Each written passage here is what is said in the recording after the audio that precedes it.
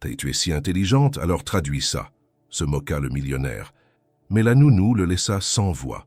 Claire Moreau arriva devant la grande grille en fer forgé peu avant 8 heures du matin. La brume matinale enveloppait encore les collines aux abords de Lyon et la silhouette massive de la demeure Duret se dessinait comme une toile en clair-obscur. Une voiture noire la dépassa sans ralentir, franchissant l'entrée avec un badge magnétique. Claire inspira profondément.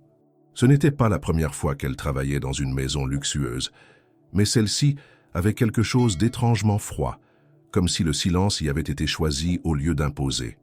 La gouvernante, une femme austère prénommée Hélène, la fit entrer sans sourire, lui tendant une clé et un badge sans un mot de bienvenue. L'intérieur était d'un raffinement glacial, marbre poli, œuvre d'art moderne, lumière naturelle parfaitement dirigée par des vitres teintées. Tout respirait la richesse, mais rien ne semblait habité. Claire pensa immédiatement que cette maison n'était pas un foyer, mais un décor. Juliette, 7 ans, apparut au sommet de l'escalier, en robe de coton rose, les cheveux en bataille. Ses yeux brillaient d'un éclat curieux. Elle descendit sans bruit et s'approcha de Claire, qui s'accroupit pour se mettre à sa hauteur. « Bonjour, je suis Claire, » dit-elle doucement. « Tu dois être Juliette. » La fillette hocha la tête et un petit sourire naquit sur son visage. Il y eut un instant de silence complice, puis Claire se releva, prenant naturellement la main de Juliette pour commencer la journée. Le planning était strict, minuté presque à la seconde. Petit déjeuner à 8h15, cours de musique à 9h, séance de devoirs à 10h, promenade dans le jardin à 11h. Tout était réglé comme une horloge, mais Claire, avec sa manière douce et patiente, introduisit de petites libertés dans cette rigueur. Lorsqu'Alexandre Duret fit sa première apparition en fin de matinée, il entra dans la pièce comme un courant d'air froid. Grand, élancé, costume gris parfaitement taillé, regard perçant et voix assurée. Il jeta un coup d'œil rapide à Claire, puis à sa montre, comme s'il évaluait un retard invisible. Juliette courut vers lui. Papa, Claire lit des histoires drôles, et elle connaît plein de langues. Il esquissa un sourire bref, presque imperceptible, puis fixa Claire d'un regard neutre. « Madame Moreau, je suppose ? Vous êtes à l'heure, c'est un bon début. »« Monsieur Duret, » répondit-elle simplement sans ciller. Son ton calme et posé ne dévia pas, malgré la condescendance à peine masquée. Alexandre la scruta un instant, comme pour l'évaluer sous un microscope, puis se tourna vers Hélène pour des consignes logistiques. Claire comprit aussitôt qu'ici, tout était question de performance. Son diplôme de lettres obtenu à la Sorbonne, ses années passées à enseigner à l'étranger, son amour pour la pédagogie n'aurait aucune valeur aux yeux de cet homme tant qu'elle ne se traduirait pas en résultats visibles sur sa fille. Dans l'après-midi, Claire emmena Juliette dans le jardin, un vaste terrain ponctué de statues antiques et de haies parfaitement taillées. Elles s'installèrent sur un banc et Claire sortit un livre de son sac, une édition illustrée de contes du monde entier, qu'elle avait choisi la veille en pensant à Juliette. La fillette suivait chaque mot avec attention, posant des questions, riant, parfois même devançant la narration. Pour Claire, c'était là que tout avait un sens. Le soir venu, elle rédigea un petit carnet de bord comme demandé. Elle nota les moments de progrès, les réactions émotionnelles, les détails infimes qu'elle savait importants pour le développement d'un enfant. Elle y mit aussi des suggestions, introduire des jeux de logique, varier les promenades, explorer de nouvelles histoires. Elle déposa le carnet sur le bureau du bureau privé d'Alexandre, sans attendre un retour immédiat. Lorsqu'elle quitta la maison ce soir-là, le ciel s'était dégagé. Elle marcha jusqu'à l'arrêt de bus, ses chaussures crissant sur le gravier. Malgré l'ambiance distante de la demeure, elle sentait qu'un lien fragile s'était créé. Juliette n'avait pas besoin d'une surveillante. Elle avait besoin d'une présence. Claire, elle, n'était pas là par hasard. Elle avait choisi cette vie, loin des écrans, des réunions stériles, des courses absurdes au pouvoir. Parce qu'ici, même au cœur du marbre froid, il y avait encore des cœurs capables d'écouter. Et même si Alexandre Duret ne l'avait pas dit, Claire avait senti dans ses yeux que le scepticisme initial n'était pas aussi solide qu'il voulait le croire. La fin de semaine approchait, et malgré l'austérité du domaine Duret, Claire s'y était installée avec une aisance presque silencieuse. Juliette, plus rayonnante de jour en jour, s'attachait visiblement à cette nouvelle présence. Claire ne se contentait pas de suivre l'itinéraire rigide imposé par les habitudes de la maison. Elle insufflait à chaque moment une chaleur discrète, une manière de poser une question, une pause au bon endroit d'un conte, une capacité rare à écouter l'enfant avec toute la disponibilité du monde. Mais dans ce château de règles et d'attentes, une telle douceur ne pouvait passer inaperçue très longtemps, surtout pas aux yeux d'Alexandre Duret. Ce soir-là, un vendredi, un événement banal fut le déclencheur de ce qui devint la première véritable confrontation. Claire était assise avec Juliette dans le salon du piano, transformée à cette heure en une salle d'études improvisée. La fillette avait une dictée à préparer et quelques phrases en anglais à traduire pour son cours de langue. Claire, parfaitement à l'aise, l'aidait à décomposer les phrases, à comprendre les subtilités du vocabulaire et à prononcer les mots avec une fluidité impressionnante pour une enfant de 7 ans. « You're doing really well, Juliette. Your pronunciation is much better than yesterday. » Juliette rit doucement et répéta « Better than yesterday ». Puis elle demanda à Claire si elle connaissait d'autres langues. Claire répondit sans détour qu'elle parlait couramment l'anglais, l'allemand, l'italien, le russe et l'arabe. Juliette, émerveillée, la supplia de dire quelques mots dans chacune. Claire céda à sa demande et la pièce s'emplit un instant de sons venus de mondes lointains. Alexandre entra dans la pièce à ce moment précis, un dossier sous le bras, les sourcils légèrement froncés. Il resta un instant immobile à l'entrée, observant la scène. Il n'était pas homme à sourire facilement, encore moins lorsqu'il s'agissait d'activités qu'il considérait comme accessoires. L'expression de sa fille, détendue et enthousiaste, contrastait avec sa propre raideur. « Impressionnant », lança-t-il d'un ton neutre, presque las. On dirait une démonstration de cirque savant. Claire se retourna calmement, consciente que derrière les mots polis se cachait une pique. Juliette est très curieuse, c'est un plaisir de lui ouvrir de nouvelles portes. Ah, la curiosité. Un luxe que peu peuvent de se permettre, répondit-il en s'approchant. Puis, après un silence bref, il tendit un mince volume relié de cuir à Claire. Il s'agissait d'un recueil de poésie russe du XIXe siècle en version originale. « Puisque vous semblez si instruite, dit-il, pourquoi ne pas traduire ceci ? Voyons si vos talents dépassent les comptines pour enfants. » Son ton était froid, sarcastique et surtout calculé. Il ne s'attendait pas à une réponse, du moins pas une qui lui tiendrait tête. Juliette, qui ne comprenait pas l'attention, observait la scène avec de grands yeux attentifs. Claire, elle, ne sourcilla pas. Elle prit le livre entre ses mains, l'ouvrit au hasard et balaya la page du regard. Elle lut à voix haute quelques vers d'un poème d'Afanassy Fett, prononçant chaque mot russe avec une justesse déconcertante. Puis, sans théâtralité, elle traduisit en français avec une élégance limpide. « Je suis entré dans le silence du soir et j'ai entendu ton nom dans la lumière. Chaque arbre semblait retenir son souffle, chaque brise murmurait ton souvenir. » Juliette resta bouche bée. Alexandre, figé, ne dit rien pendant plusieurs secondes. Le silence était plus lourd qu'une gifle. Il reprit finalement le livre d'un geste brusque, sans commenter, et quitta la pièce en refermant la porte plus fort qu'il ne l'aurait voulu. Claire ne dit rien non plus.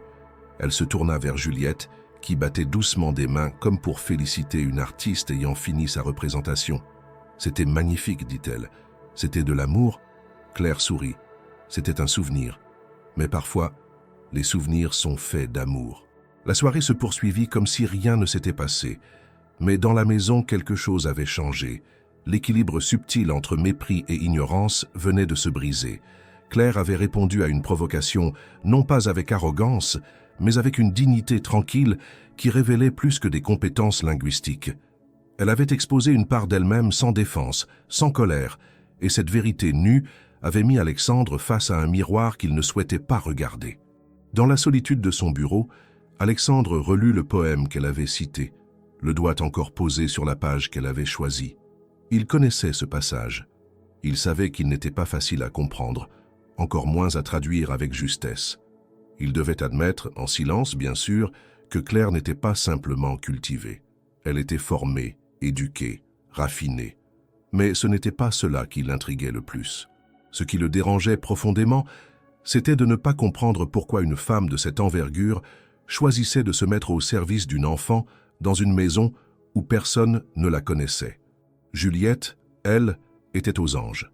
Ce soir-là, en allant se coucher, Elle demanda à Claire de lui apprendre à écrire son prénom en russe. Claire traça les lettres sur une feuille, lentement, et Juliette les copia avec application. Avant de dormir, elle serra la main de Claire. « Tu resteras longtemps, hein ?» demanda-t-elle. Claire hésita une seconde avant de répondre.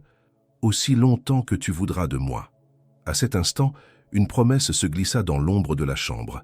Elle n'était pas faite de mots ni de contrats, mais de quelque chose de plus solide, une complicité tissée dans la sincérité et le respect.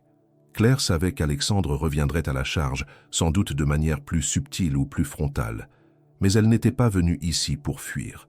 Elle était venue pour exister et elle commencerait par là. Le lendemain matin, la routine reprit son cours, ponctuée par la précision rigoureuse imposée par la maison Duret. Hélène apporta les plateaux du petit déjeuner avec la même expression figée que d'ordinaire. Les volets s'ouvrirent mécaniquement à 7h30 et les bruits feutrés du personnel de maison résonnèrent entre les murs de marbre. Mais une tension, fine comme un fil invisible, s'était glissée dans l'atmosphère. Claire, parfaitement consciente de ce que la veille avait déclenché, poursuivit son travail avec une sérénité étudiée. Elle ne cherchait pas l'affrontement, mais elle ne l'évitait pas non plus.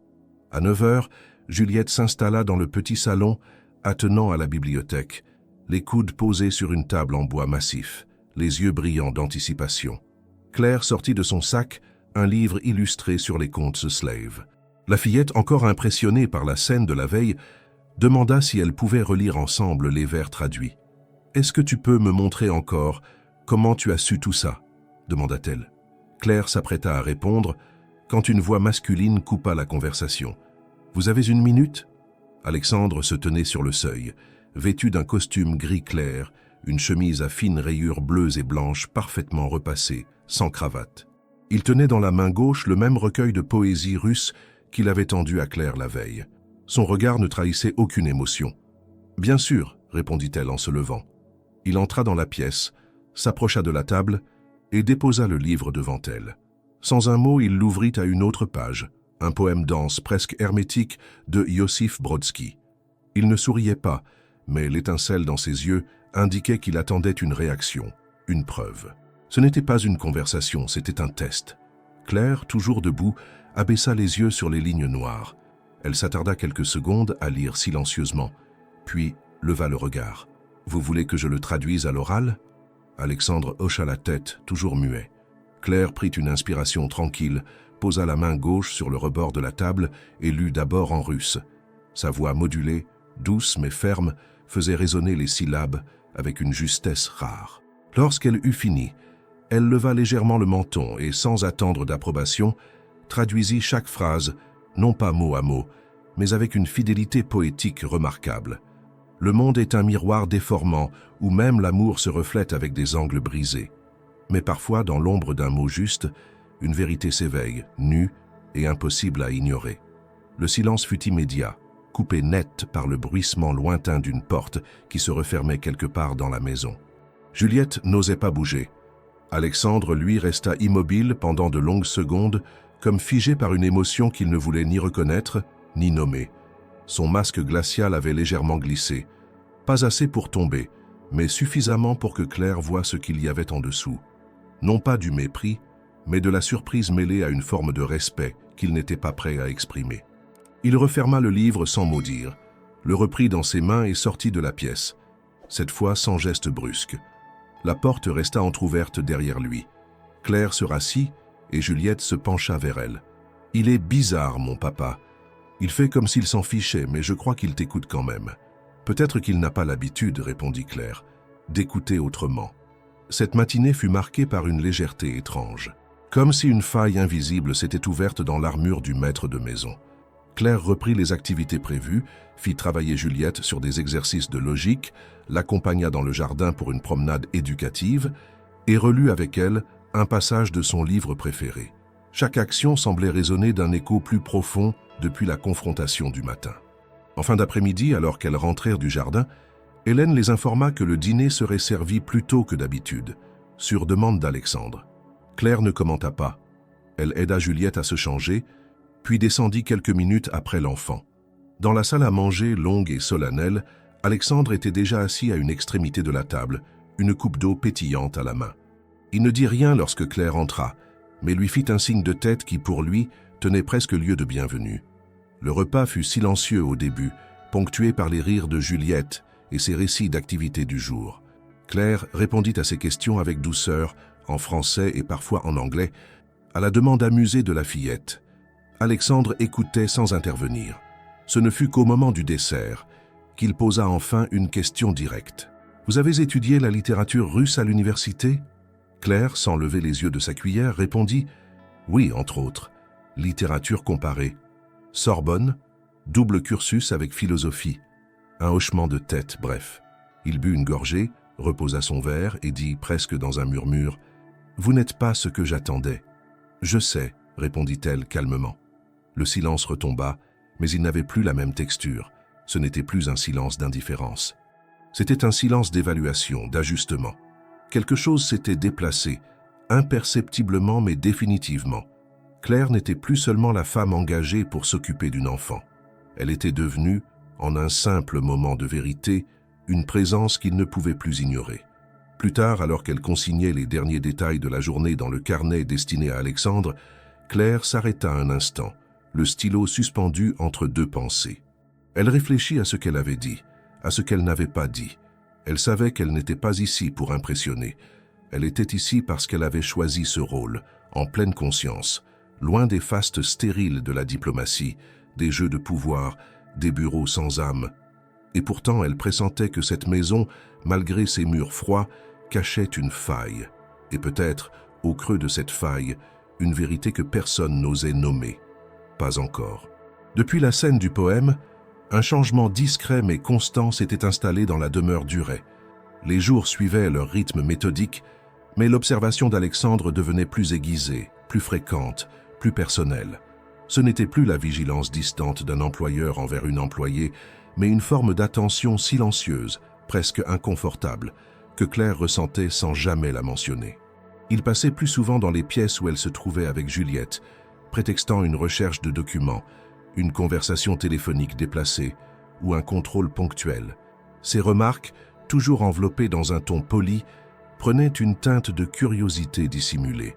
Un matin, alors que Claire aidait Juliette à compléter un exercice d'arithmétique en italien, Alexandre entra dans la salle avec une tasse de café à la main. Il s'installa dans un fauteuil à l'écart, feignant de lire un rapport. Il ne disait rien, ne regardait pas directement, mais l'effort pour paraître détaché était si évident que Claire en perçut aussitôt la tension. Lorsqu'elle termina l'exercice avec Juliette et s'apprêta à quitter la pièce, Alexandre leva les yeux de ses documents. « Vous avez vraiment étudié tout cela à la Sorbonne? Les langues, la philosophie, la littérature ?» « Oui, et aussi un peu d'histoire de l'art. » C'était une passion plus qu'un objectif professionnel. Il acquiesça, fronça à peine les sourcils, puis ajouta « Et vous avez choisi d'être nourrice ?» Il ne dit pas cela avec mépris, mais avec un étonnement sincère, presque incrédule. Claire ne sembla ni surprise ni offensée. « J'ai choisi de travailler avec des enfants, » précisa-t-elle. « Ce n'est pas une chute, c'est un choix. J'aime ce qui est simple, vrai, direct. J'ai vécu assez de complexité pour en comprendre les pièges. » Ce jour-là, Alexandre ne répondit pas. Il la laissa partir, les lèvres pincées, comme s'il retenait une réplique qui n'arrivait pas à se formuler.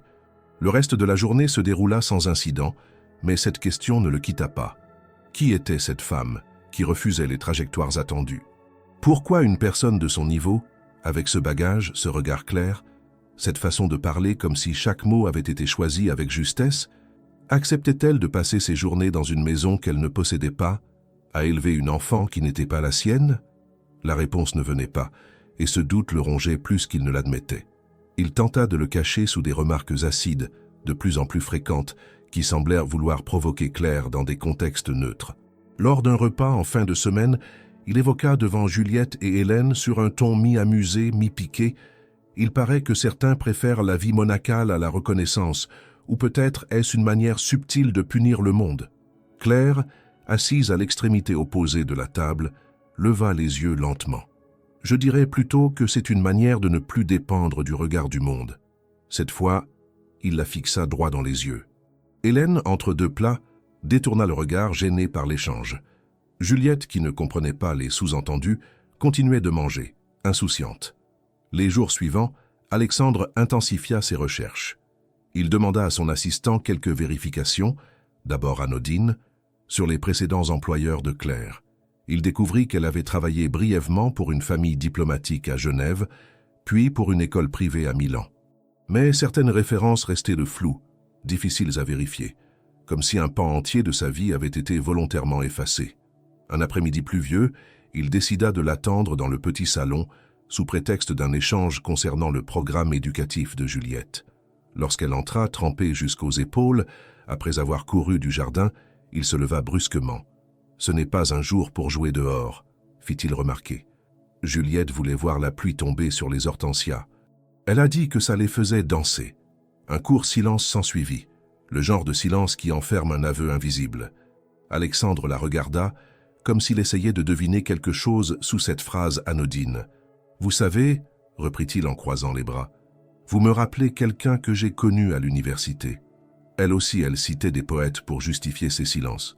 Claire ne répondit pas immédiatement. Elle ôta son manteau détrempé, le suspendit sur un crochet et s'approcha. Les poètes ne justifient rien, ils révèlent ce qu'on cache. Alexandre se recula d'un pas, déstabilisé. Il n'était pas habitué à ce genre d'échange, où les mots ne servaient pas à dominer, mais à dévoiler. Ce n'était pas une joute, c'était un miroir tendu. Et il n'aimait pas ce qu'il voyait. Le soir venu, il relut une à une les fiches sur Claire. Il n'y avait aucune faute, aucun détail compromettant. Juste trop de cohérence, trop de silence entre les lignes. Comme si elle avait maîtrisé la narration de sa propre histoire au point d'en gommer les aspérités. Ce lissage l'agaçait, car il le privait de prise.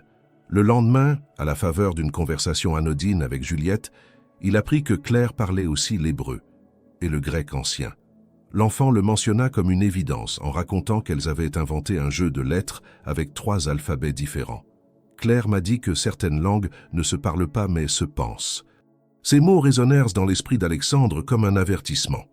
Il comprenait que cette femme n'était pas seulement instruite, elle était complexe, construite et surtout inclassable. Ce qu'il avait d'abord pris pour une posture était en réalité un choix de vie cohérent. Elle n'était pas une énigme à résoudre. Elle était un livre fermé volontairement, dont les pages ne se tournaient que si l'on méritait de les lire. Et pour la première fois depuis longtemps, Alexandre Duret ne savait plus quelle question poser. Le mois de septembre avançait lentement, les feuilles commençaient à rougir à l'orée du domaine Duret, et la lumière dorée de fin d'après-midi filtrait à travers les vitres comme un voile fragile sur les meubles anciens. Juliette, de plus en plus attachée à Claire, lui demandait chaque jour de prolonger leurs activités au-delà des horaires prévus. Claire acceptait, parfois sans même s'en rendre compte, happée par une forme d'affection nouvelle qu'elle n'avait pas anticipée.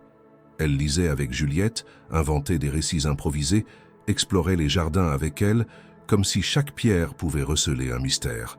Mais un jour, au détour d'une promenade, quelque chose d'imprévu se produisit. La fin de l'après-midi approchait. Juliette courait dans l'allée centrale du jardin, poursuivant un papillon qu'elle disait magique, tandis que Claire l'observait avec tendresse. Elles passèrent devant le pavillon de verre, une petite annexe que personne n'utilisait, contenant un vieux piano à queue oublié là depuis des années. Juliette, curieuse, demanda à entrer. Claire hésita une seconde, puis céda. L'intérieur était poussiéreux, mais encore intact. Le piano trônait au centre, imposant, majestueux, malgré la patine du temps. Juliette s'en approcha et appuya sur une touche au hasard. Un son grave mais juste s'échappa de l'instrument. « Tu sais en jouer ?» demanda-t-elle à Claire, les yeux brillants d'anticipation. Claire regarda l'instrument un long moment, en silence. Puis, sans répondre, elle s'assit sur le banc, ajusta la position de ses mains et commença à jouer. Les premières notes furent hésitantes, comme si ses doigts devaient se réhabituer au toucher.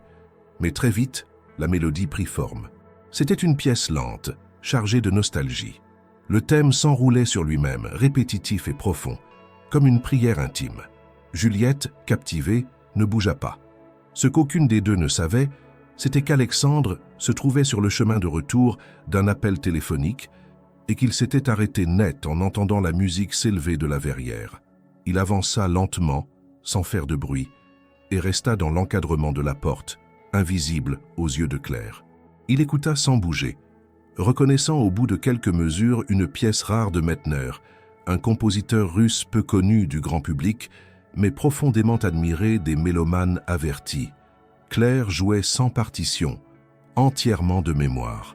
Ses mains semblaient raconter une histoire que ses lèvres n'auraient jamais pu formuler. Lorsqu'elle acheva le dernier accord, elle resta quelques secondes immobile, les doigts posés sur les touches, comme si elle avait oublié où elle était. Juliette applaudit en silence, touchée sans comprendre exactement pourquoi. « C'était triste mais très beau, dit-elle. C'est toi qui l'as inventé ?»« Non, » répondit Claire en souriant faiblement. « Mais j'aurais aimé. » Alexandre entra alors dans la pièce. Claire sursauta légèrement, surprise par sa présence. Il ne dit rien pendant quelques secondes, puis s'approcha lentement du piano. « Mettner » murmura-t-il. « Peu de gens le reconnaîtraient. Encore moins le joueraient ainsi. » Claire baissa les yeux. « Je l'ai étudié pendant mes années à Moscou. Le conservatoire était un refuge à une époque. »« Le conservatoire, vous êtes musicienne aussi ?»« J'ai étudié le piano jusqu'à l'âge adulte, puis j'ai arrêté. La musique appartient à un autre chapitre. » Il s'assit sur le rebord de la fenêtre, l'observant attentivement. « Je commence à me demander combien de chapitres votre vie contient. »« Assez pour remplir une bibliothèque, » répondit-elle avec calme. « Mais certains livres ne sont pas faits pour être relus. » Le silence s'installa, lourd de sens. Alexandre sentit qu'il avait touché quelque chose de profond, une blessure, ou peut-être une décision, prise depuis longtemps et jamais révisée. Il aurait voulu poser d'autres questions, mais la retenue de Claire imposait une distance qu'il n'osait pas franchir. En fin de journée, de retour dans son bureau, Alexandre fit quelques recherches par curiosité. Il consulta des archives, chercha des anciens programmes de conservatoire. Il trouva trace d'une Claire Moreau, inscrite au conservatoire Tchaïkovski, section piano et musicologie, entre 20 et 22 ans. Puis, plus rien. Silence absolu. Aucune trace publique, aucun enregistrement, aucune suite logique à cette trajectoire prometteuse. Cela renforça son trouble. Ce n'était pas seulement une femme cultivée. C'était une femme qui avait coupé net avec un monde qui lui était ouvert. Le lendemain matin, il la croisa dans le couloir, alors qu'elle aidait Juliette à enfiler un manteau. Il attendit que la fillette parte devant pour lui poser une question, sans introduction. « Qui étiez-vous avant cela ?» Claire s'arrêta net, sans se tourner vers lui. Elle réfléchit une seconde, puis répondit simplement « Quelqu'un qui a choisi de recommencer. C'est tout. »« Ce n'est pas tout, » répliqua-t-il. « Peut-être, mais c'est ce que je suis aujourd'hui qui compte ici, non ?» Alexandre n'insista pas. Il la regarda s'éloigner avec Juliette, sentant que tout dans cette femme échappait aux classifications habituelles. Elle n'était pas une énigme à résoudre pour son plaisir, mais un être humain en pleine reconstruction. Et il comprit, confus, que ce qu'il ressentait n'était plus de la simple curiosité. C'était un trouble plus intime, plus profond, qu'il n'avait pas prévu. Une certitude s'imposa à lui. S'il voulait comprendre Claire Moreau, il lui faudrait d'abord apprendre à écouter autrement. Non pas pour analyser, mais pour entendre. Non pas pour interroger, mais pour respecter ce silence choisi comme un acte de résistance. Le mois d'octobre s'annonçait avec ses teintes mordorées et ses vents secs qui faisaient frémir les haies parfaitement taillées du domaine Duret. L'atmosphère dans la maison semblait s'être assouplie, sans pour autant devenir familière. Claire, avec sa constance discrète, sa bienveillance naturelle et sa pédagogie subtile, avait transformé non seulement la routine de Juliette, mais aussi les silences d'Alexandre. Ce dernier, sans jamais l'admettre, avait peu à peu cessé de chercher à la déstabiliser. Il écoutait davantage, observait différemment, et son ton s'était fait moins cassant, plus humain. Mais cette dynamique fragile fut brusquement mise à l'épreuve par une arrivée inattendue. Camille Valmont fit irruption dans le domaine un mercredi après-midi, sans prévenir. Un chauffeur l'avait déposée devant l'entrée, et elle s'était présentée sans formalité, sûre d'elle, vêtue d'un manteau long couleur ivoire et de bottes de cuir noir parfaitement cirées. Elle ne toqua pas, elle entra. Le personnel, habitué à sa présence passée, n'osa rien dire. Hélène la conduisit directement au salon, où Alexandre terminait une réunion par visioconférence. Il leva à peine les yeux lorsqu'elle entra. « Tu n'avais pas dit que tu viendrais, lança-t-il sans se lever. Justement, je voulais voir comment les choses se passaient quand je ne suis pas là. » Elle s'assit avec assurance sur un fauteuil près de la fenêtre, croisant les jambes, et sortit son téléphone d'un geste nonchalant. « Et à ce que je vois, Elle se passe, différemment. Elle parlait d'un ton doucereux, mais chaque mot était une flèche. Alexandre haussa les épaules et referma son ordinateur. Tout va bien ici, Juliette est plus sereine. Le travail avance, rien à signaler. Sauf une chose, dit-elle, en jetant un regard appuyé autour d'elle. Il paraît qu'il y a une nouvelle Bab. Une pause. Tutrice. Le mot était volontairement accentué, presque moqueur. Alexandre se redressa légèrement, devinant ce qui allait suivre. Camille n'était pas venue pour une visite amicale. Elle avait perçu à distance quelque chose qui la dérangeait, et elle avait décidé d'agir.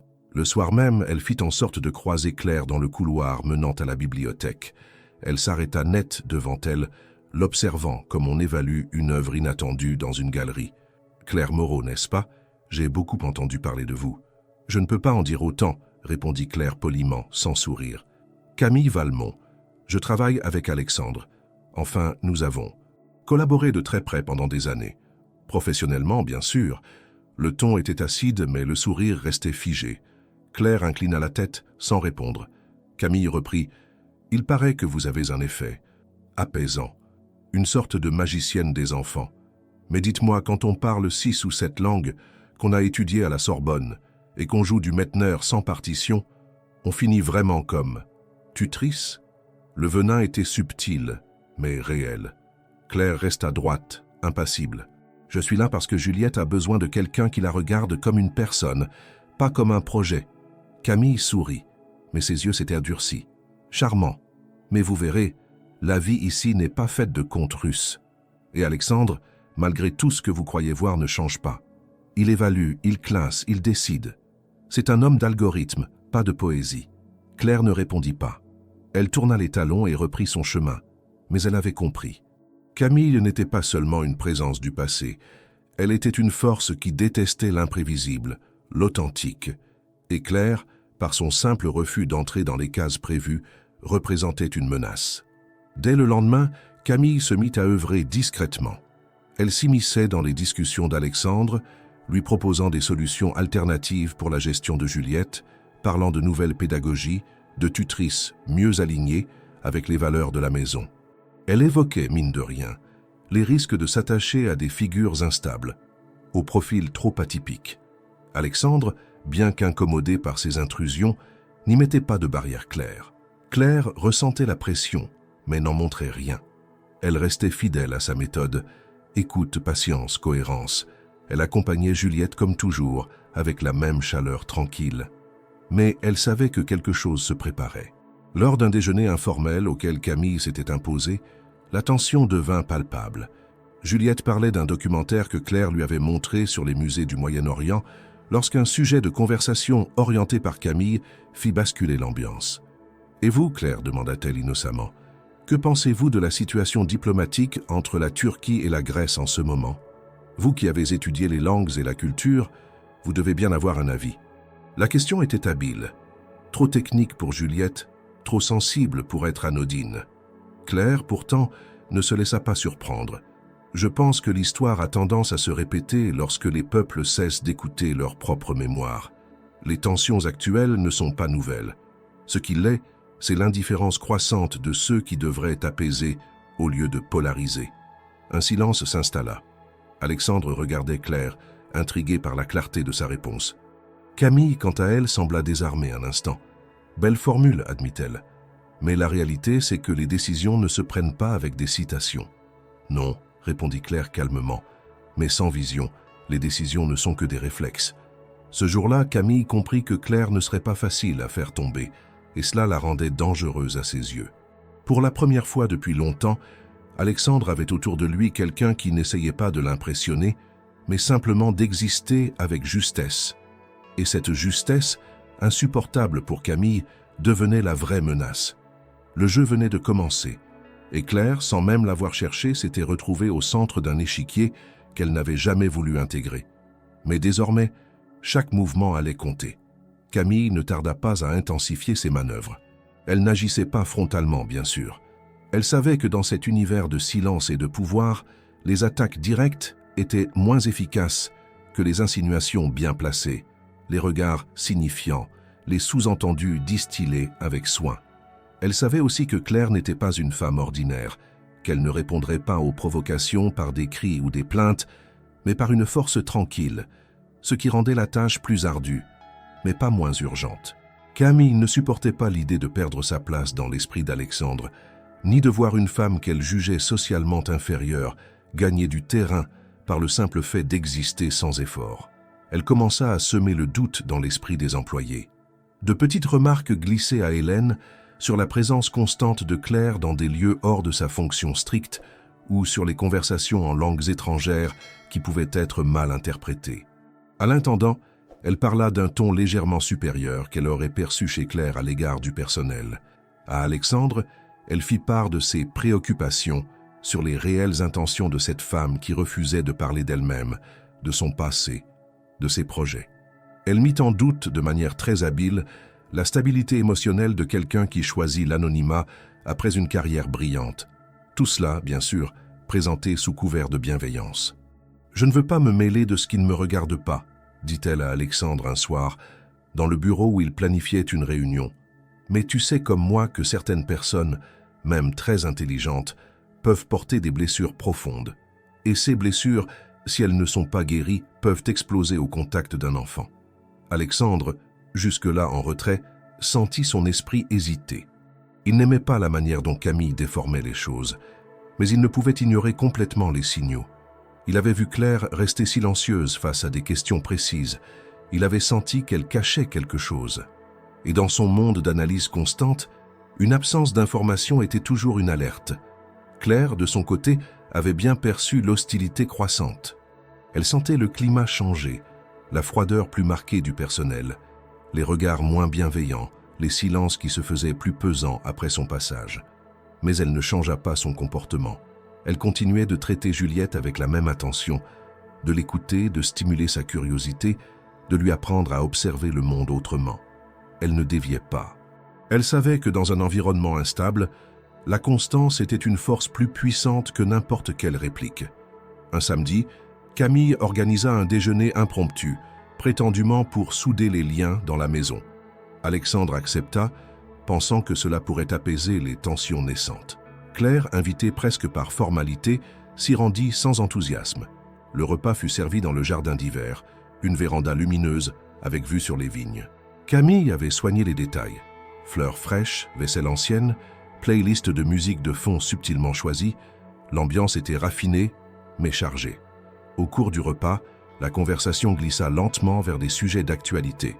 Camille, d'un ton détaché, lança alors une question ciblée, sous couvert d'intérêt général. « Claire, je serais curieuse de connaître votre opinion sur l'influence croissante des accords pétroliers dans les relations euro-arabes. Vous avez étudié la politique internationale, n'est-ce pas ?» Le piège était évident. Le sujet complexe demandait une connaissance approfondie.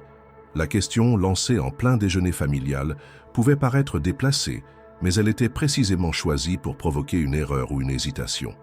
Alexandre tourna lentement la tête vers Claire, intriguée.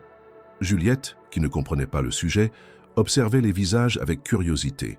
Claire posa calmement sa serviette, prit une gorgée d'eau et répondit d'un ton clair sans arrogance. « Je pense que l'erreur serait de croire que ces accords se limitent à des enjeux énergétiques. Ils sont d'abord des instruments de négociation culturelle et de rééquilibrage diplomatique. Tant que l'Europe regardera le monde arabe avec des lunettes de dépendance économique plutôt qu'avec une véritable volonté de partenariat, nous resterons dans un rapport de force instable. » Un silence s'ensuivit. Camille esquissa un sourire contraint. Alexandre, visiblement impressionné, ne dit rien, mais son regard s'était intensifié. Claire, impassible, reprit son couteau et sa fourchette et continua son repas comme si de rien n'était. Juliette chuchota quelque chose à son père qui se pencha pour écouter. La fillette venait de dire « Elle parle comme dans les livres, mais moi je comprends tout. » Plus tard, alors que Camille et Alexandre discutaient seuls dans le bureau, elle tenta une dernière manœuvre. « Elle te fascine, je le vois bien, mais ce n'est pas parce qu'elle est différente qu'elle est fiable. » Alexandre ne répondit pas immédiatement. Il fixa un instant la fenêtre, puis dit simplement « Peut-être que le problème, c'est qu'elle n'essaie pas d'être fascinante. Elle est juste, cohérente. » Camille comprit alors qu'elle perdait du terrain. Et ce qu'elle détestait le plus, c'était de ne pas pouvoir contrôler le déroulement des choses. Claire, sans avoir levé la voix, sans avoir répondu aux coups par des coups, venait de remporter un duel invisible. Elle n'avait pas changé d'attitude, elle n'avait pas trahi ses valeurs. Et dans cette constance, elle avait construit une crédibilité qu'aucune manœuvre ne pouvait éroder. Camille, consciente que le pouvoir glissait de ses mains, se retira plus tôt que prévu sous prétexte d'un rendez-vous urgent. Lorsqu'elle quitta la maison, elle lança un dernier regard vers la fenêtre du salon où Juliette et Claire dessinaient ensemble. Elle savait qu'elle reviendrait, mais elle savait aussi qu'à partir de ce moment, Claire ne serait plus jamais la simple nourrice aux yeux d'Alexandre. Elle était devenue autre chose. Et cette autre chose, Camille ne savait ni le nommer ni l'arrêter. L'air s'était refroidi à l'approche de novembre, et les matinées étaient désormais enveloppées d'une brume persistante qui recouvrait les jardins comme un voile d'incertitude. Dans la maison, le climat semblait lui aussi avoir changé. Depuis le départ précipité de Camille, les tensions avaient laissé place à un silence pesant, une forme de calme suspect que Claire connaissait bien. Elle avait vu ce genre d'accalmie avant, dans d'autres contextes, et elle savait que ce silence-là n'était jamais vide. Il annonçait quelque chose qui se préparait loin du regard immédiat. Juliette, pourtant, restait égale à elle-même, souriante, vive, toujours avide d'apprendre et de raconter. Elle semblait plus épanouie que jamais, confiante dans la stabilité de la présence de Claire. Mais cette confiance fragile fut ébranlée une fin d'après-midi, lorsque Claire croisa Camille par hasard dans le vestibule principal. Elle était revenue, sans prévenir une fois de plus, et son visage portait cette expression si particulière que Claire n'avait pas oublié, le masque du sourire poli étiré sur un agacement profond. « Quelle surprise !» dit Claire, sans chercher à cacher sa perplexité. « Pas vraiment une surprise. Disons, un rappel. Je viens vérifier comment vont les choses dans cette maison. Après tout, j'ai encore ma place dans la structure. » Claire ne répondit pas. Elle savait que ce genre d'échange n'était jamais innocent. Camille s'approcha, à pas lents, comme pour une confidence. « Vous savez, Claire, ce que j'admire chez vous, c'est votre capacité à jouer l'indifférente. Ce détachement, ce calme. C'est presque fascinant. Mais ça ne dure jamais. » Elle marqua une pause, puis ajouta, plus bas, « Vous ne tenez pas ici. Ce monde n'est pas fait pour vous. Ce genre d'endroit finit toujours par rejeter ce qui ne lui ressemble pas. » Claire la regarda droit dans les yeux. Ou peut-être que ce genre d'endroit finit par changer quand quelqu'un cesse de s'y adapter. Camille rit, mais ce rire n'avait rien de joyeux. Il vibrait comme une menace dissimulée dans un compliment. « Croyez-moi, le changement ici, c'est toujours Alexandre qui le décide. Et il finira par comprendre que vous êtes un déséquilibre, pas un apport. Et quand il l'aura compris, vous ne serez plus là pour voir le reste. » Elle s'éloigna sans attendre de réponse, laissant Claire seule dans l'entrée. Les mots n'étaient pas violents, mais leur poids était indiscutable. Camille n'avait pas l'intention de renoncer. Elle n'avait pas besoin d'être présente tous les jours pour continuer à agir. Claire le savait maintenant. Le lendemain matin, Alexandre convoqua Claire dans son bureau pour un échange qu'il annonça logistique. Il ne leva pas les yeux immédiatement lorsqu'elle entra. Lorsqu'il parla, sa voix était plus froide qu'à l'accoutumée. « J'ai reçu plusieurs remarques concernant l'organisation actuelle. Et qu'après réflexion, je pense qu'il serait préférable de réajuster certaines choses. Juliette est une enfant sensible, et je crois qu'il est temps d'envisager une transition. » Claire ne montra aucun signe de surprise. Mais à l'intérieur, une douleur subtile se répandit, insidieuse. Elle comprit immédiatement ce que cela voulait dire. Alexandre évitait les mots « remplacement » ou « licenciement », mais le message était clair. « Transition », répéta-t-elle. « Vous avez pris votre décision. Ce n'est pas personnel. Vous avez été compétente. Juliette vous apprécie. Mais ce poste est temporaire par nature, et je crois qu'il est temps de revenir à une structure plus classique. » Claire se leva sans hâte. Elle croisa les mains devant elle. « Bien sûr, je comprends. Il est toujours plus simple d'éloigner ce qu'on ne veut pas comprendre que d'y faire face. » Alexandre releva enfin la tête. Il la fixa avec une intensité inhabituelle. « Vous me reprochez de quoi exactement ? De ne pas m'avoir vu, de m'avoir observé sans jamais chercher à savoir. Et quand enfin vous avez commencé à voir quelque chose, vous avez pris peur. » Elle se détourna et quitta la pièce, sans attendre de réponse. Elle savait qu'elle ne pleurerait pas. Pas ici, pas devant lui. Ce soir-là, Juliette sentit tout de suite que quelque chose n'allait pas. Elle trouva Claire en train de ranger ses affaires dans la petite chambre qu'elle occupait temporairement et s'approcha inquiète. « Tu t'en vas ?» Claire s'agenouilla devant elle, la regarda dans les yeux. « Oui, ma puce, ton papa pense que tu dois avoir une autre personne pour t'accompagner. Mais je veux que ce soit toi. Je veux toi, pas quelqu'un d'autre. Je sais, moi aussi je voudrais rester, mais parfois on ne peut pas décider. » Juliette se jeta dans ses bras, en larmes. Claire la serra fort, plus qu'elle ne l'avait jamais fait, et dans ce geste silencieux, elle lui transmit tout ce qu'elle n'avait pas le droit de dire, qu'elle avait trouvé en elle une lumière, une raison, une certitude que le monde, malgré ses douleurs, pouvait encore offrir des rencontres vraies. Alexandre, de son côté, errait dans le salon en fin de soirée, incapable de se concentrer. Il croyait avoir agi de manière logique, stratégique, mais il y avait dans le regard de Claire, au moment où elle avait parlé de peur, quelque chose qui l'avait frappé au cœur. Non par accusation, mais par vérité nue. Il savait qu'elle n'avait rien fait de mal, qu'elle avait même fait du bien. Mais il avait laissé Camille poser les règles, et maintenant, il doutait. Lorsqu'il entra dans la chambre de Juliette, tard dans la nuit, il la trouva endormie, le visage encore humide. Sur sa table de chevet, un dessin, Claire et elle dans le jardin, entourés de livres et de fleurs. En dessous, en lettres maladroites, « Claire, tu es ma vraie maison ». Il comprit à cet instant qu'il avait commis une erreur, et que réparer cette erreur ne serait pas simple, parce qu'on ne rattrape pas ce qu'on a blessé par confort ou par faiblesse. On peut seulement un jour demander à être entendu, si on a le courage de le faire. Le départ de Claire ne laissa pas un simple vide dans la maison Duret. Ce fut comme si le souffle d'un vent vital s'était soudain retiré, emportant avec lui tout ce qui donnait aux pièces leur chaleur, aux routines leur sens, au silence leur humanité. Dès le lendemain de son départ, la demeure perdit quelque chose d'indéfinissable. Les murs paraissaient plus épais, les couloirs plus froids, et Juliette, elle, n'était plus la même.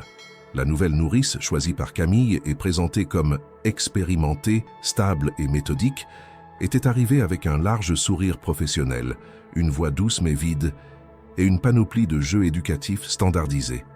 Juliette l'observa sans rien dire. Elle ne sourit pas. Elle ne protesta pas non plus. Elle se contenta de s'asseoir là où on lui demandait, de répondre par des monosyllabes, de regarder au loin sans vraiment écouter. Au bout de 3 jours, la situation devint préoccupante. La fillette refusa de manger, refusa de lire, refusa de parler plus que nécessaire. Elle se replia sur elle-même, comme si une partie de son monde avait été scellée. Hélène tenta de l'interpeller. La nouvelle nourrice parla d'une phase d'adaptation normale. Mais Alexandre, lui, comprit que quelque chose clochait. Et ce n'était pas une phase.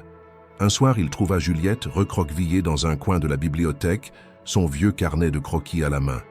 Elle gribouillait des formes sans logique, des spirales qui semblaient ne mener nulle part. Lorsqu'il s'approcha doucement, elle leva les yeux vers lui. Son regard n'était pas fâché. Il était vide. « Juliette, tu veux parler?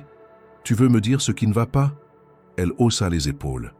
Il s'agenouilla à côté d'elle, patient. « Tu sais que tu peux tout me dire, n'est-ce pas ?» Elle garda le silence quelques secondes, puis murmura « Tu l'as fait partir. » Il sentit une tension dans sa gorge, mais ne répondit pas. « Tu as laissé Camille la chasser. Tu l'as laissée toute seule alors qu'elle était là, vraiment là. Je croyais que... » « Tu ne sais rien, » coupa-t-elle, d'une voix plus forte. Elle ne me parlait pas comme les autres. Elle ne me forçait pas à faire semblant d'être contente. Elle savait quand j'avais peur. Elle savait quand je faisais juste oui de la tête sans penser oui dedans. Il voulut lui dire qu'il avait cru bien faire, qu'il voulait juste éviter les complications. Mais comment expliquer à une enfant que la peur de perdre le contrôle peut pousser un adulte à renoncer à ce qui est vrai? Il ne le pouvait pas. Juliette reprit plus doucement cette fois. Elle ne voulait pas être une princesse, tu sais. C'est ce que je lui avais dit, que j'allais lui faire une couronne. Et elle a dit qu'elle préférait un livre. Parce qu'un livre, on le lit encore, et il ne vous quitte jamais. Un long silence suivit. Alexandre resta là, accroupi à côté de sa fille, sentant chaque mot comme une gifle invisible. Il avait ignoré les signes. Pire, il les avait vus et avait décidé de les classer comme anecdotiques, parce que dans son monde, les émotions sincères ne pesaient pas lourd face à la logique, à l'organisation, aux recommandations d'une Camille toujours habile dans ses arguments. Le lendemain, Juliette refusa d'aller à son cours de musique, puis elle refusa de parler à la nourrice. Elle se mura dans un silence obstiné, ne regardant plus personne dans les yeux. Après 3 jours de cette régression, l'école appela. Elle n'écoutait plus en classe, ne participait plus, dessinait des cercles sur ses cahiers. La directrice, bienveillante, conseilla à Alexandre de comprendre ce qui avait changé dans son environnement émotionnel. Il passa la soirée dans son bureau, relisant les carnets que Claire avait laissés. Chaque page était un miroir délicat de la personnalité de Juliette, ses progrès, ses peurs, ses joies, ses blocages. Mais surtout, une chose le frappa. Claire ne se contentait pas d'enseigner. Elle comprenait, elle devinait, elle anticipait, et elle accompagnait sans jamais imposer, ce que lui, Alexandre, n'avait pas fait. Plus tard dans la nuit, il fouilla ses souvenirs, les détails qu'il avait volontairement refoulés. Il revit Claire jouer du piano, les doigts tremblants mais précis. Il revit son regard calme lorsqu'il avait tenté de la provoquer. Il se souvint de la réponse qu'elle lui avait donnée avant de partir. Il est plus facile d'éloigner ce qu'on ne veut pas affronter que d'y faire face. Il comprenait maintenant ce qu'il n'avait pas voulu voir, que son agacement face à Claire n'était pas né de son étrangeté mais de sa justesse. Elle ne cherchait pas à s'imposer, mais elle existait avec une clarté insupportable pour ceux qui préféraient les zones floues. Et ce qu'il avait interprété comme une menace n'était que l'écho de sa propre peur. Le matin suivant, il appela Camille. Elle répondit d'un ton glacial, déjà au courant de la situation. « Il paraît que Juliette fait un caprice. » « Ce n'est pas un caprice, Camille. C'est un signal. Tu veux dire que j'avais tort ? Je veux dire que j'ai eu tort de t'écouter. » Elle resta silencieuse quelques secondes, puis conclut. « Fais comme tu veux, Alexandre. Mais ne viens pas me dire que je ne t'avais pas prévenu. » Il raccrocha sans ajouter un mot. Le soleil se levait à peine sur le domaine. Il se posta devant la fenêtre du bureau et regarda la brume se dissiper lentement sur les collines. Ce matin-là, il prit une décision.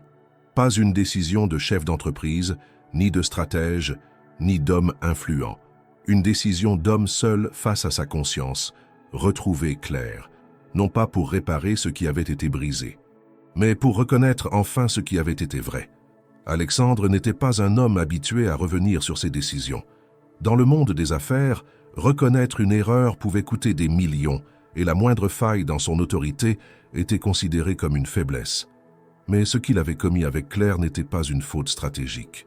C'était une blessure infligée à quelqu'un de vrai, de rare, et plus encore, à sa propre fille. Et pour la première fois depuis longtemps, il se retrouva incapable d'utiliser son habituelle froideur comme rempart. La première étape de sa recherche fut administrative. Il demanda à son assistant personnel de retrouver les coordonnées complètes que Claire avait fournies à son arrivée. Mais les informations se révélèrent minces. Une adresse à Lyon, qui s'avéra être une boîte postale, un numéro de téléphone qui ne répondait plus et des références professionnelles parcellaires. Alexandre comprit alors que tout ce qu'il avait su d'elle, depuis le début, avait été soigneusement filtré. Claire avait choisi de ne laisser derrière elle que des traces effaçables. Il tenta d'en savoir plus par d'autres biais. Il se rendit à l'école, où elle avait brièvement enseigné en Italie. Un appel lui permit de parler à une ancienne collègue, qui évoqua Claire avec admiration, mais aussi avec réserve. Elle parla d'un épisode survenu lors de leur collaboration, une affaire de financement douteux dans un programme éducatif dont Claire avait été témoin. Elle avait alerté la direction. Résultat, elle avait été écartée discrètement, sans bruit, sans scandale. Elle n'a jamais élevé la voix, raconta la collègue. Elle a juste refusé de se taire, et elle est partie. Ces mots résonnèrent douloureusement chez Alexandre. Il contacta ensuite une connaissance influente dans une organisation humanitaire internationale à Genève. Là aussi, le nom de Claire fit surgir une tension immédiate. Oui, elle y avait travaillé. Non, elle ne faisait plus partie du réseau. Un incident avait eu lieu. Les détails étaient classifiés, mais il obtint un témoignage anonyme d'un ancien cadre. Elle a mis en lumière un système de détournement de fonds. Personne ne voulait la croire. Ou plutôt, tout le monde savait qu'elle avait raison, mais personne n'osait la soutenir. Elle a été isolée. Et puis, elle a disparu. Plus de postes, plus de conférences, plus d'articles. Comme si elle n'avait jamais existé dans ce milieu. Alexandre resta longtemps sans parler après cette révélation. Il comprenait désormais pourquoi Claire se méfiait du pouvoir, des structures, des hiérarchies. Elle avait vu de l'intérieur ce qu'aucun diplôme ne prépare à affronter, la violence douce de ceux qui protègent leurs privilèges, même au prix de la vérité. Elle n'avait pas fui. Elle avait été poussée vers la marge. Et dans cette marge, elle avait choisi une nouvelle forme d'intégrité. Son enquête le mena finalement à une petite bibliothèque communautaire située dans la banlieue est de Lyon. Un lieu discret, niché entre une boulangerie et un vieux cinéma fermé, dont le nom n'apparaissait même pas sur les moteurs de recherche classiques. Alexandre s'y rendit un samedi matin, sans prévenir personne. Il traversa les rues humides, le col de son manteau relevé, les mains enfoncées dans ses poches, comme un homme ordinaire. Lorsqu'il entra dans la bibliothèque, il fut frappé par le calme du lieu. Il n'y avait ni musique ni murmure de fond, seulement le bruissement léger des pages tournées et les pas feutrés sur le parquet ancien. Au fond, près d'une étagère consacrée à la poésie contemporaine, il la vit. Claire, en jean et chemise de lin, rangeait des livres avec une lenteur méthodique. Elle tourna la tête, le vit et s'immobilisa. « Vous êtes venu me chercher ?»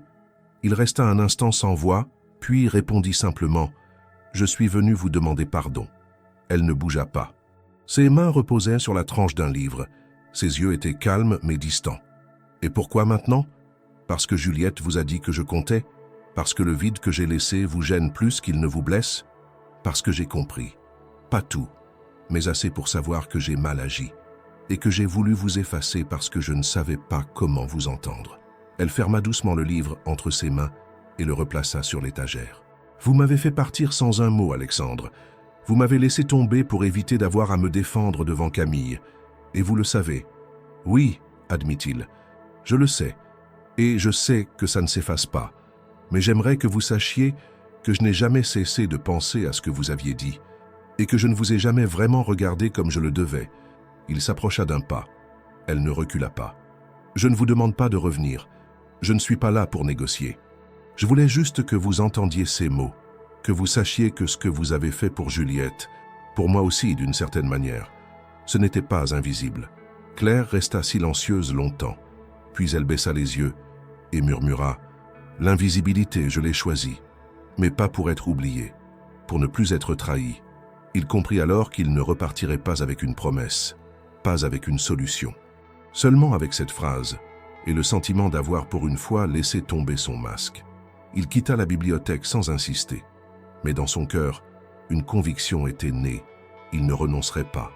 Pas par orgueil, ni par besoin de réparer, mais parce que Claire représentait ce qu'il avait toujours cherché sans le savoir. Une vérité qui ne demande rien, mais qui oblige à devenir meilleur. Le lendemain de sa visite à la bibliothèque, Alexandre fut incapable de se concentrer.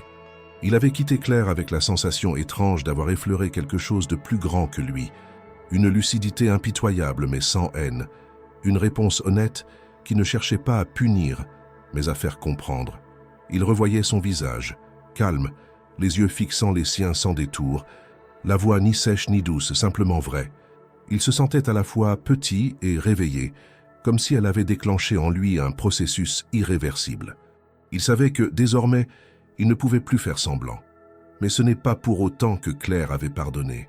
Il passa les jours suivants dans une forme de silence intérieur. Juliette retrouvait peu à peu son éclat, mais demandait souvent pourquoi Claire ne revenait pas. Il ne savait pas quoi lui répondre. Il n'osait pas lui dire qu'il l'avait blessée. Alors il parla de distance, de choix, de changement, des mots trop grands pour une enfant. Juliette hochait la tête, mais restait songeuse, comme si elle attendait autre chose. Un jeudi matin, Alexandre se rendit à nouveau à la bibliothèque. Il n'avait pas annoncé sa venue. Il entra sans bruit, observa la pièce un instant, puis l'aperçut au fond, assise cette fois à une table, en train d'aider une adolescente à comprendre un poème de Paul Éluard.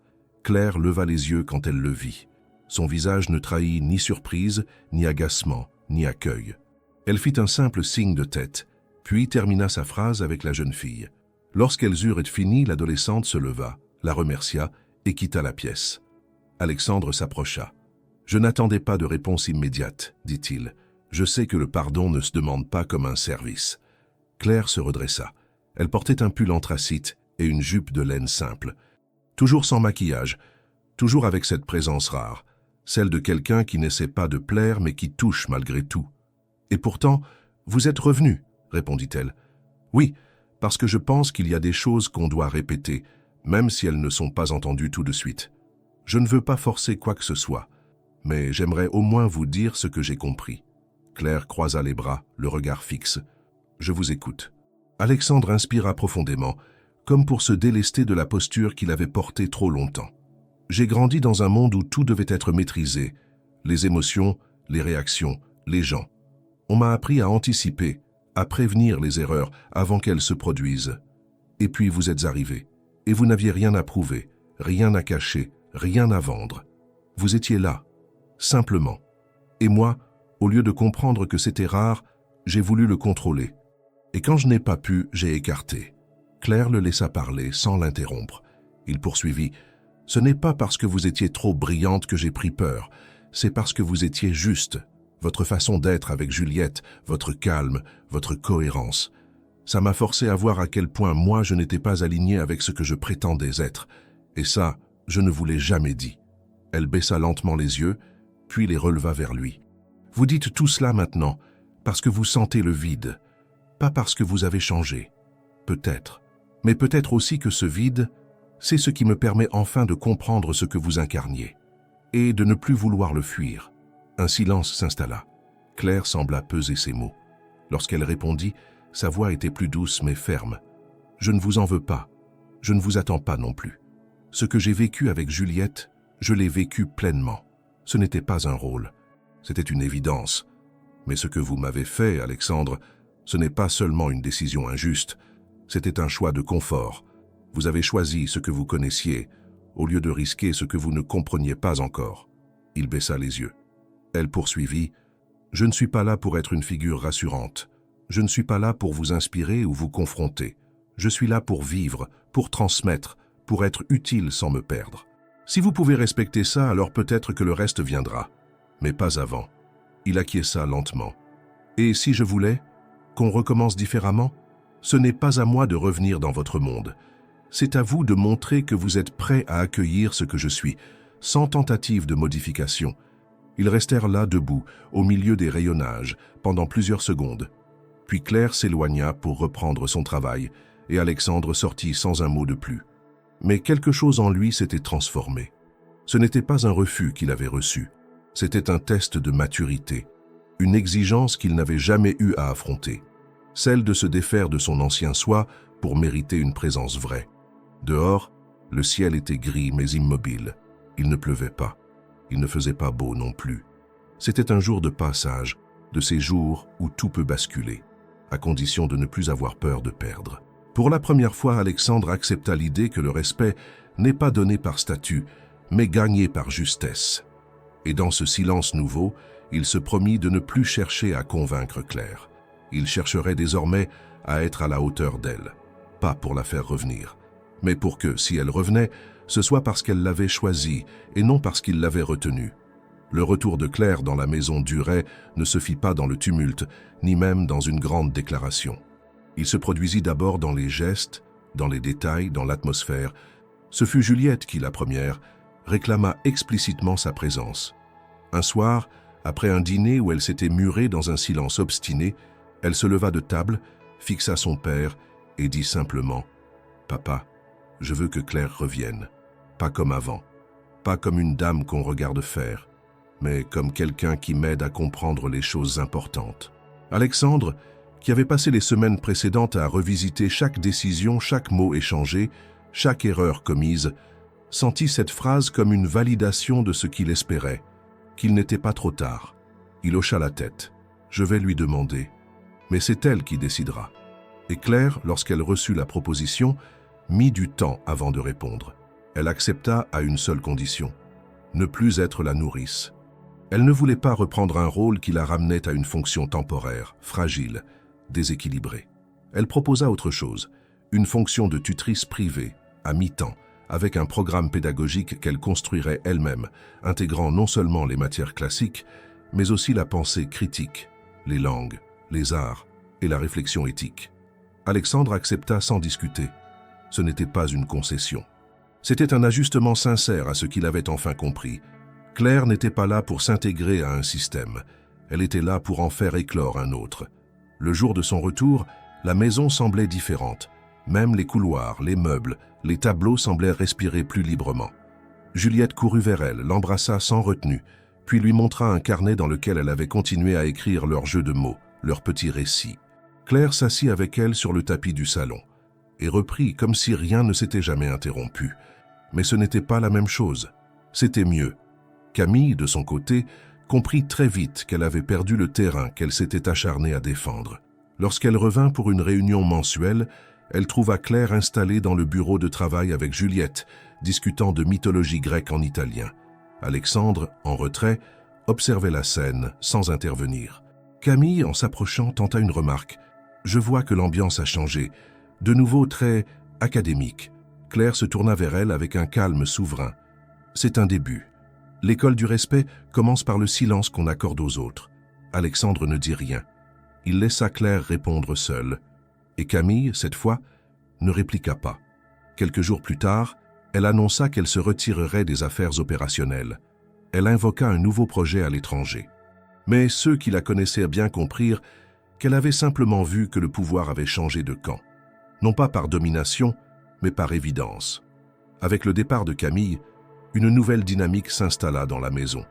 Alexandre, plus présent, plus posé, commença à réorganiser ses priorités. Il passait davantage de temps avec Juliette, posait des questions à Claire sur ses méthodes, lisait parfois les livres qu'elle suggérait. Mais surtout, il écoutait. Non pas pour répondre, mais pour comprendre. C'était là le changement le plus profond. Il n'essayait plus de diriger, il permettait. Et dans cette permission, Claire déploya toute l'ampleur de ce qu'elle était. Elle mit en place un programme d'études adapté à Juliette, mêlant les cultures, les perspectives, les disciplines. Elle transforma une pièce inutilisée en salle d'études, fit installer une grande carte du monde, des tableaux noirs, des instruments de musique. Elle fit venir des intervenants extérieurs, anciens collègues, artistes, penseurs. Juliette rayonnait. Elle posait des questions complexes, inventait des histoires, chantait en plusieurs langues. Et Alexandre, lui, redécouvrait l'émerveillement à travers sa fille. Il s'asseyait parfois en silence au seuil de la salle d'études, écoutait les discussions, notait les références, relisait le soir des textes qu'il n'aurait jamais ouverts sans Claire. Un soir, après une journée particulièrement dense, il la rejoignit dans la cuisine. Elle préparait une tisane. Il ne parla pas tout de suite. Puis il dit « Je ne savais pas qu'on pouvait apprendre sans être dominé. » Claire répondit sans se retourner. « L'autorité ne vient pas de celui qui parle fort, mais de celui qui sait quand se taire. » Il hocha la tête. Ce genre de phrases, elle ne les lançait jamais pour briller. Elle les vivait. Petit à petit, la maison devint un lieu vivant, moins figé, moins impressionnant dans son silence de marbre. Les employés parlaient davantage, les repas étaient moins formels, les livres circulaient de main en main. Claire ne se comportait pas en maîtresse des lieux, mais sa présence imposait une forme de cohérence à tout ce qui se faisait. Ce n'était pas un pouvoir hiérarchique, c'était un rayonnement. Juliette reprenait confiance en elle. Elle dessinait, écrivait, posait des questions sans craindre de se tromper. Elle riait plus fort, dormait mieux. Un jour, elle déclara à son père « Tu sais, papa, quand Claire est là, j'ai moins peur de devenir grande. » Et Alexandre, qui avait construit sa vie sur la peur de perdre le contrôle, comprit que sa fille venait de résumer ce qu'il avait mis tant de temps à saisir. Claire ne les avait pas seulement aidés, elle les avait transformés, en leur montrant qu'il n'y a pas de honte à recommencer. Que la force ne réside pas dans l'invulnérabilité, mais dans l'honnêteté de ceux qui, même après une chute, choisissent encore la justesse. L'hiver s'installa pleinement sur les hauteurs autour de Lyon, enveloppant le domaine d'Uray d'une brume silencieuse et d'un froid sec qui dessinait des motifs de givre sur les vitres au matin. À l'intérieur, pourtant, la maison vibrait d'une chaleur nouvelle, rien de spectaculaire. Pas de transformations architecturales, pas de grandes fêtes, pas de déclarations. Juste une suite de gestes, de présences, de routines redessinées avec soin. Ce n'était plus une maison où l'on circulait en silence, de peur de déranger. C'était un lieu où l'on vivait. Claire, fidèle à elle-même, refusait toute centralité. Elle ne cherchait pas à occuper l'espace, encore moins à en tirer du pouvoir. Mais tout ce qui changeait autour d'elle portait son empreinte. Les murs du salon d'études affichaient désormais les dessins de Juliette, ses premières poésies, des citations qu'elle avait recopiées avec application. Dans le jardin d'hiver, les plantes autrefois négligées refleurissaient sous sa supervision patiente. Même Hélène, la gouvernante au visage sévère, se montrait plus détendue. Elle échangeait parfois des recettes avec Claire, discutait avec elle des préférences de Juliette, s'étonnait elle-même de parler autant. Alexandre, quant à lui, avait trouvé une place inédite dans cette nouvelle structure. Il n'était plus le dirigeant distant, ni le père débordé qui délègue tout. Il participait. Il préparait parfois les petits déjeuners, venait assister aux présentations de Juliette, s'intéressait sincèrement à ses lectures. Et surtout, il apprenait. Il apprenait à parler sans imposer, à écouter sans interrompre, à corriger sans humilier. Il n'avait plus peur de ne pas savoir. Car il avait compris, grâce à Claire, que l'autorité ne se mesure pas au nombre de décisions, mais à la qualité des silences qu'on sait tenir. Juliette s'épanouissait pleinement dans ce climat. Elle avait cessé de regarder les adultes comme des géants inaccessibles. Elle les voyait comme des partenaires, des guides. Claire lui avait appris à questionner, à argumenter, à penser par elle-même. Ses anciens troubles d'attention s'étaient estompés. Son sommeil était apaisé. Elle ne craignait plus l'abandon, car elle avait trouvé un langage où l'amour se disait sans cris, sans chantage, sans promesses vides. Un soir de décembre, alors que la neige commençait à tomber doucement sur les allées du jardin, Juliette demanda à son père s'ils pouvaient le fêter Noël ensemble. Vraiment ensemble, c'est-à-dire sans invités officiels, sans grande décoration orchestrée, sans obligation sociale. Elle voulait une fête simple, avec Claire, avec Hélène, avec ceux qui comptaient. Alexandre accepta immédiatement. Le 24 décembre, ils dînèrent dans la bibliothèque, transformée pour l'occasion en salle chaleureuse, avec des guirlandes de papier fabriquées par Juliette, une table garnie de plats préparés à plusieurs mains et de la musique classique douce en fond. Pas de discours, juste des rires, des souvenirs, des regards complices. À la fin du repas, Juliette offrit un dessin à Claire. On y voyait 3 personnages debout devant une maison entourée de livres. Au-dessus, elle avait écrit « Ce foyer, c'est toi qui l'as dessiné ». Claire serra le dessin contre elle, émue sans mots. Alexandre, qui observait la scène depuis l'autre bout de la table, sentit quelque chose se dénouer en lui.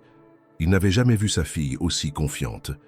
Et il n'avait jamais éprouvé autant de reconnaissance pour une personne.